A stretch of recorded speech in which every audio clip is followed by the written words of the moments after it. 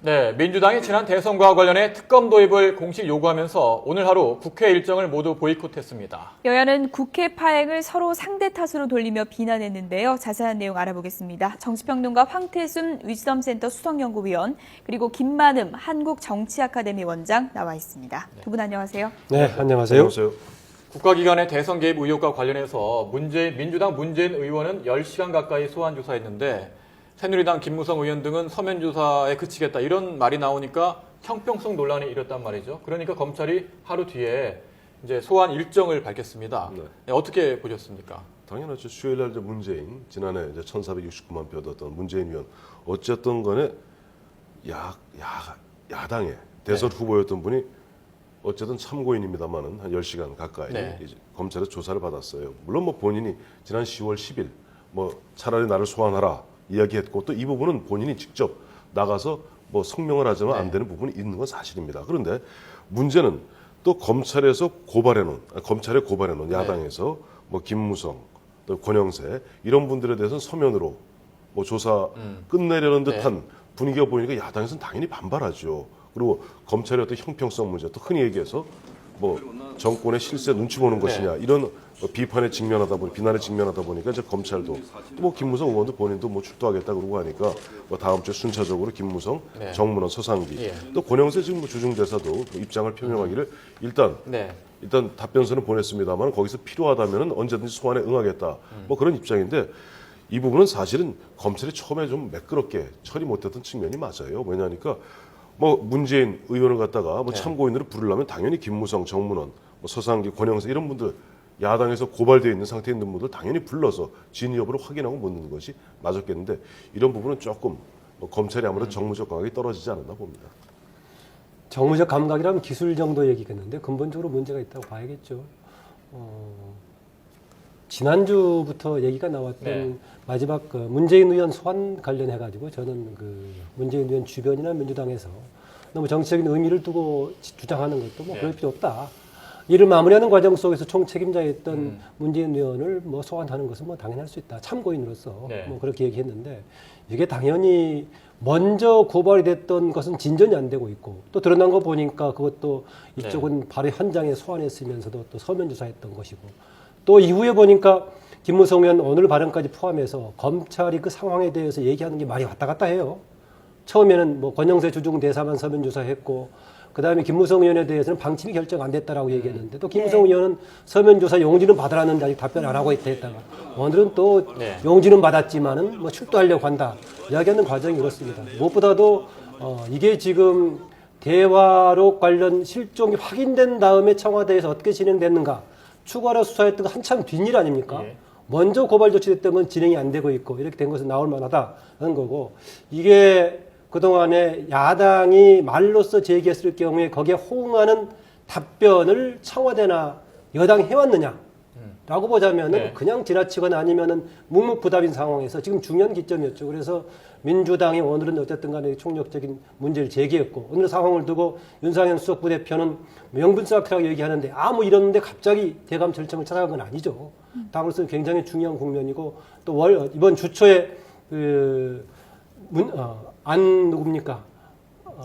안철수 의원이 갑자기 뭐 제기한 것처럼 했지만 특검을 제안했을 때 민주당에서 상당히 신중한 태도를 보였음에도 불구하고 이후에 상황이 좀 달라지고 있단 말이죠. 방금 얘기 나왔던 두 개 차별적으로 대하는 걸 보고 검찰의 태도를 좀 믿기 어렵다는 점도 있고요. 그 이후에 통합진보당의 해산 청구 진행되는 과정을 보면 전반적인 분위기가 굉장히 공안 중심으로 압박하는 분위기가 가서 야당도 상황을 심각하게 인식하고 있다. 그것을 반영하는 지금 환경이 아닌 것으로 봐집니다. 민주당 입장에서는 중요한 시점이라고 짚어주셨는데요. 신중한 태도를 보이던 김한길 민주당 대표가 오늘 특검 카드를 꺼내 들었습니다. 현실화될 수 있는 가능성은 어느 정도라고 보십니까? 네, 동시에 두 개를 제안했죠. 특검 카드와 더불어서 국회에서 지난번에는 국정원 관련 특위만 얘기했는데 국가기관과 관련된 종합적인 뭔가 제도 개혁을 위한 특위를 제안했단 말이죠. 저는 후자 쪽에 의미를 두고 싶습니다. 왜 그러냐면은 지금 특검한다고 했을 경우에 정치 개입 논란이 되고 있는 한 4개, 5개 정부 부처 또 그 다음에 수사 과정에서 뭔가 방해하려고 했던 기관의 의혹을 받고 있는 뭐 법무부라든가 아니면 경찰청 이런 등등 하면은 전체 정부 부처 중에 6개, 7개, 심지어 8개까지 확장될 수 있는 대상으로 한 특검이란 말이죠. 국가의 주요 부처의 3분의 1 정도를 포함한 것을 특검 수준에서 정리할 수 있을 것인가? 라고 봤을 때 이것은 저는 대통령이 중심이 되고 대대적인 개혁 조치를 하든가 만약에 문제가 있음에도 그렇게 되지 않는다면은 상당히 국민적인 반발을 일으킬 것이다. 제3의 방법으로서 국회에 타협해가지고 제도 개혁을 좀 뭔가 특위를 구성하는 것은 좀 제3의 대안이 아니겠는가 저는 생각해 볼 부분이라고 봅니다. 그런데 이제 앞서 말씀하셨습니다만 이제 월요일 날 안철수 의원이 이제 특검을 제안했죠. 그리고 이제 화요일 날 통합진보당에 대한 해산 청구, 해산 심판 청구 있었고 수요일 날도 문재인 의원이 출두가 있었습니다. 그러니까 앞서 김만은 박사 말씀하신 대로 월요일 날 당초 안철수 의원이 특검을 제안했을 때 민주당의 분위기는 뭐였냐니까 조금 뜨뜻미지근했습니다. 뭐냐니까 현재 수사가 진행 중이거나 재판이 진행 중인 사건인데 그런 식으로 가기엔 좀 애매하지 않느냐, 좀 종합적으로 좀 여러 가지를 좀 고려해서 봐야 되는 것 아니냐 했습니다만은 화요일, 수요일 즉 이른바 통합진보당의 해산 심판 청구 나오고 그 다음날 문재인 의원 나오면서 좀 입장이 갑자기 돌변한 것 같아요. 그러다 보니까 일반 국민들 입장에서 보기에는 민주당의 흐름 자체가 바로 어제까지 별 탈은 없었던 건 아니겠죠. 뭐 내부적으로 어떤 뭐 내홍과 진통이 있었는지 모르겠습니다만 국민들 눈에 비춰지기에는 이렇게 흘러가다 갑자기 하루 만에 갑자기 특검을 이야기하면서 바로 지난 월요일 날 현재 재판 중이고 수사 중인 사건이라고 뜨뜻미지근한 그런 입장을 보였던 민주당이 하루 만에 특검을 이야기하면서 전면적으로 국회 보이콧 얘기하는 보니까 국민들 입장에서 좀 뜨악하고 당혹스러워. 도대체 왜 그러는 겁니까? 갑자기 왜 태도가 돌변하는 근데 어제 말이죠. 어제 보면 사실은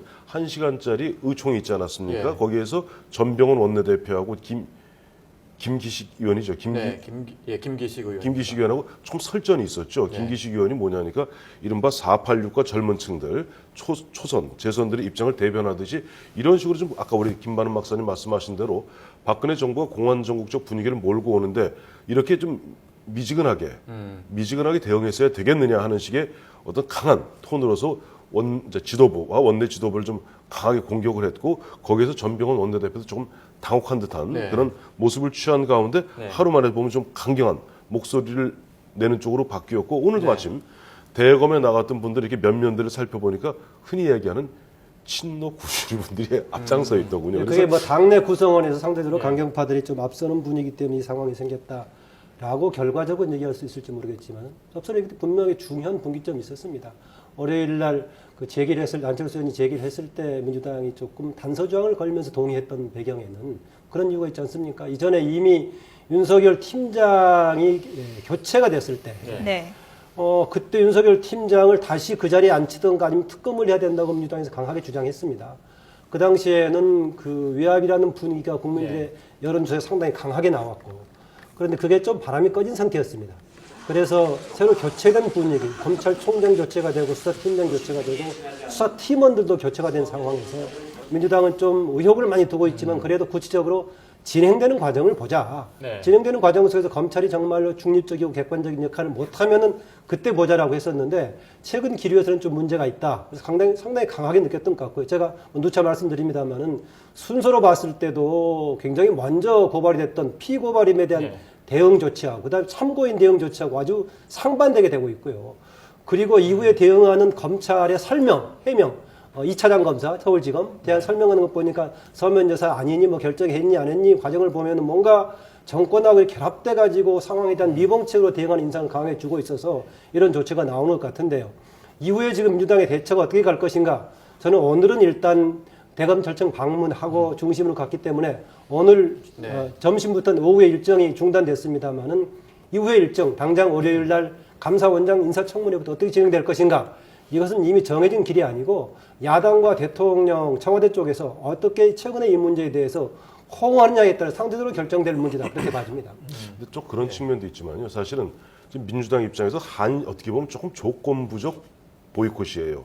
다음 주 월요일에 보면 감사원장뿐 아니라 이제 검찰총장 이어지지 않습니까? 그다음에 14일입니다만은 청와대 비서실에 대한 국정감사가 남아 있습니다. 보면 민주당 입장에서는 이른바 김기춘 비서실장을 앉혀놓고 그동안 자신들이 주장하던 부분을 갖다 마음껏 펼 수 있는 자리입니다. 거기다 다음 주입니다만 11월 18일 날 지금 여야 대표들 간에 원내 수석 부대표 간에 잠정적으로 합의된 바에 따라서 박근혜 대통령의 시정연설이 있습니다. 그러니까 박 대통령은 역대 직전 이명박 대통령도 그 직전 노무현 대통령도 마찬가지입니다만은 취임 첫 해에는 꼭 국회에 나와서 시정연설을 했습니다. 즉 예산을 내놓고 사실 지금 올해 예산은요 지난해 이명박 정부에서 만들어진 예산입니다. 즉 내년 2014년 예산이 처음으로 박근혜식 예산입니다. 그렇기 때문에 역대 박근혜 그전에 이명박 그전에 노무현 첫 해 시정연설을 했고 그걸 11월 18일 하게 되어 있습니다. 그런데 지금 민주당 입장에서는 그런 것까지를 겨냥해서 좀 이른바 양면 전략을 쓰는 것 같아요. 그러니까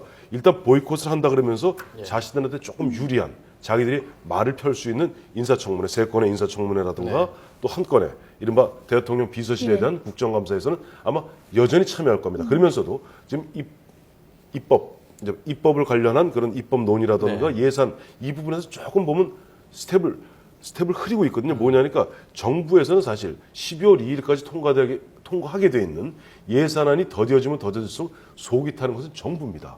행정부니까 뭐 그런 부분들을 좀 고리로 삼아서 연계 고리로 삼아서 11월 18일 사실 극단적 예로 11월 18일 박근혜 대통령이 여당 의원만 모인 가운데 시정연설할 수는 없잖아요.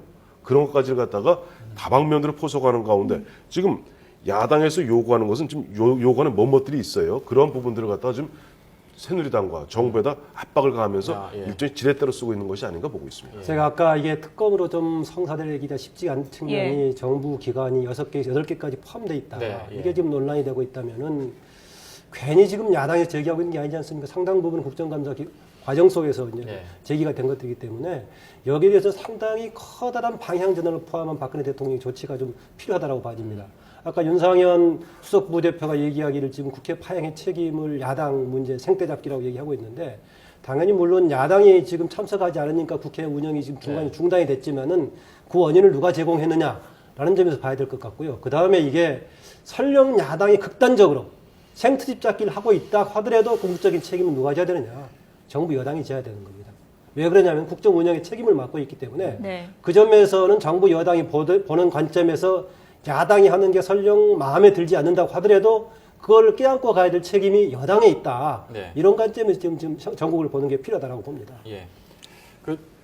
뭐 민주당과 새누리당 이제 속내를 살펴봤는데 이번에 통합진보당 이야기를 한번 넘어가도록 하겠습니다. 헌법재판소에서 정당 해산 심판 청구를 이제 해서 그 절차가 시작됐는데 사실상 시작됐거든요. 시작됐죠. 새누리당은 단독으로라도 이석기 의원에 대한 제명, 또 이적단체 강제해산법 등을 추진하겠다 이런 입장을 밝혔습니다. 어떻게 보십니까? 우선 단독으로는 제명이 불가능하죠. 현역 의원을 제명하려면은 이제 일반 3분의 2가 3분의 2즉 300명 국회의원 좀 제적이 300이거든요. 200명 이상의 찬성이 있어야만 제명이 가능합니다. 이게 현실적으로 조금 불가능한 이야기고요. 보면은 일단 보면 좀 이석기 의원 같은 경우 구속 상태에 있기 때문에 아무리 빠르게 하면 한 1년 내에는 아마 형이 확정될 거예요. 그런 그때까지 좀 지켜보는 것이 맞지 않는가 봅니다. 저는 오히려 지금 정당 해산 청구하는 시점이 되어버리기 때문에 추진하기가 더 어려워졌다고 봅니다. 그 이전 상황이라면은 국민 여론 등을 감안했을 때 혹시 국회 내부에서 조금 무리해서 추진할 여지도 있었는데 지금 오히려 지금 법무부를 중심으로 한 정부와 여당이 해산까지 이렇게 뭔가 분위기를 조성하는 쪽에서는 그쪽에서 같이 몰아가는 분위기여가지고 무리하게 추진하는 쪽이어서 국회에서 오히려 지금 이 시점에 하기 어려워질 것이다. 한때 그 내란이라든가 국가보안법 관련된 쪽은 뭐 1심 정도의 판결이 될 정도라면은 그 다음까지는 뭐 세비 중지 등에 대한 국회법 개정안 추진이 되기도 했었는데. 그건 사실 그것도 안 맞죠. 그때 그것도 맞지가 않을 뿐만이 아니라 그때는 일부 거론이 됐었지만 지금 시점에서는 더더구나 어려운 시점이 되고 있다는 것입니다. 이 여론 나와가지고 지금 최근에요. 해산에 대해서 국민들이 어떻게 보느냐 하니까 동조하는 쪽이 상당히 많기는 많습니다. 많은데 반대로 뭘 봐야 되냐면은 그동안에 통합진보당에 대한 국민 여론이 아주 안 좋았습니다. 그런 통합진보당에 대한 사전에 뭔가 편견이 있는 상황에서도 최근 상황에서는 그나마 여기에 대해서 지금 해산 청구하는 것이 마땅치 않다라고 하는 응답이 많아졌다는 점을 참고 여론으로 보는 게 필요하다고 봅니다. 시간이 지금 좀 1분 정도 남아서 민주당 속내도 좀 들여다봐야 될 것 같은데요. 민주당의 경우에는 통합진보당 그리고 이석기 의원 문제에 대해서 어떻게 대처할 걸로 예상해 볼 수 있을까요? 사실 민주당 입장에서 통합진보당과 일정 부분 거리를 두면서도 일반 통합진보당의 현재 곤혹스러운 지경을 갖다가 이용하려고 들 겁니다. 그러니까 통합진보당하고 지난해 통합진보당이 대거 13석의 의석을 차지하는데 결정적 역할을 했던 것이 민주통합당, 민주당의 전신이죠. 민주통합당과 연대였거든요. 그러니까 그런 부분에 있어서 일단 종북 주사적 흐름하고는 거리를 두되 네. 그러나 현재 지금 통합진보당에 대해서 지금 현재 법무부를 좀 무리하게 진행하는 부분에 있어서 결국 민주주의를 좀 압박하는 것 아니냐 하는 식으로 현 박근혜 정부를 공격하고 현 여당과 정부의 그런 무리수를 갖다가 공격하는데 뭐랄까 구체적 사례로 통합진보당에 대한 이와 같은 뭐 정당 해산 심판이라든가 이러한 어떤 사례를 갖다 들면서 현 정부를 공격하는데 주요한 어떤 사례를 쓰겠죠. 네. 맞습니다. 민주당도 통합진보당 행보 자체에 대해서 아주 비판적이죠. 그렇기 때문에 국회에서 뭐 특이한 법률 개정도 네. 동조하는 쪽이었는데 기본 원칙은 이것이 아니겠나 봐집니다. 볼테르의 말을 흔히 반복적으로 인용합니다만은 그쪽의 주장이나 견해에 동조하지 않더라도 그 사람이 가지고 있는 기본적인 권리, 표현할 권리 등에 대해서는 네. 옹호하겠다라는 것인데 통합진보당이 그동안의 행보에서는 마땅치가 않지만은 최근 통합진보당 해상 청구는 부당하다는 점을 민주당 그 중심으로 활동하지 않겠는가. 그리고 초반에는 그것도 상당히 약하게 표현을 했었는데 시간이 가면 갈수록 그쪽에 대해서 강하게 좀 반발하는 쪽으로 의견을 모아가지 않느냐 네. 그런 판단입니다. 네, 두 분 모시고 오늘 전국 현안에 대해서 여러 현안을 알아봤는데 말씀을 듣고 보니까 그 전국 구도상 여야 대치가 당분간은 더 지속될 걸로 보입니다. 아마 내년 6.4 지방선거라는 큰 시장이 있고 분기점이 있기 때문에 그때까지 여야가 팽팽한 기싸움을 계속될 수밖에 그러면서 없습니다. 완전 파행은 가지 않을 거고요. 국회 네. 내부에서의 또 중요한 안건들은 그대로 진행돼 네. 가면서 네. 서로 경쟁하는 과정도 동반 진행이 될 겁니다. 앞으로 남은 변수들을 잘 지켜봐야 될 것 같습니다. 정치평론가 황태순, 김만음 씨였습니다. 두 분 고맙습니다. 네. 맞습니다.